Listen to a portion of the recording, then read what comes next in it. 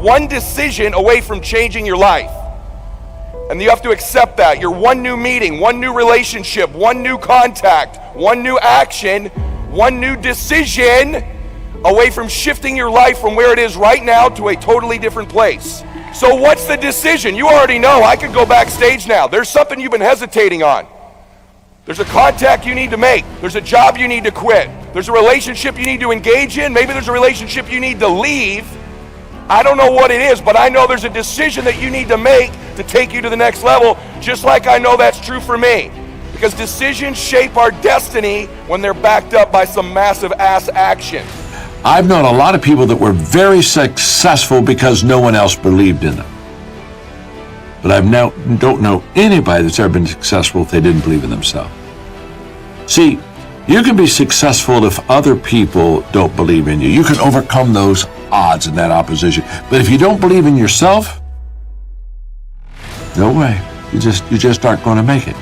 You are actually keeping yourself from becoming great, because the most that you could ever be when you do these things is a watered down, lesser version of what someone else is doing. All right?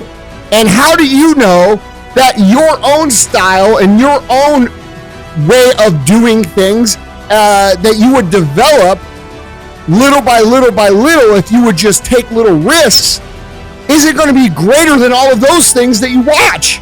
Okay? You cannot be great being a lesser version of what already exists. You can only be great when you execute against your own potential and do your own development. Because the story you have about your life, about your business, about the area of your life that's not where you want, the area you're breaking through, your story is what's making you be stuck. What's a story? It's a belief that you tell yourself over and over again, like, I don't know what the salt is, I don't know what the salt is. You tell the story so often you believe it. A man once said, you tell a lie big enough, loud enough, and long enough, sooner or later people will believe you. In the short term, you're going to be worried about how you look. In the short term, you're worried about what people think of you. In the short term, you're going to be worried about what are people going to say about me. You know, in the long term, none of that's going to matter. In the long term, you're not going to be worried about any of those things. In the long term, you're going to be more worried about the things that you did not do. Let me give you the secret once and for all right here. Work. A lot. Based on what your mouth is saying. You want to be a millionaire? You need to become a workaholic. Because 40% of the day you waste. Some of you waste 80% of your days. Some of you waste 95% of your day. But on average, people that come here maximum utilize 50 to 60% of the day. Maximum. And those are the high performance people. When you're torturing yourself with your conscience because you're not doing what you should be and you know it, what is it that you're torturing yourself in relationship to?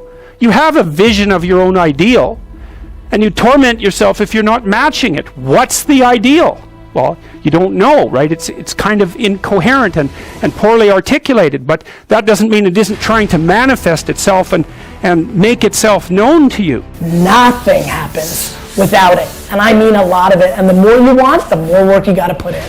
The bigger your ambition, the more you got to punch that clock. And you got to give up shit, fun and leisure and laziness and rest and all of it.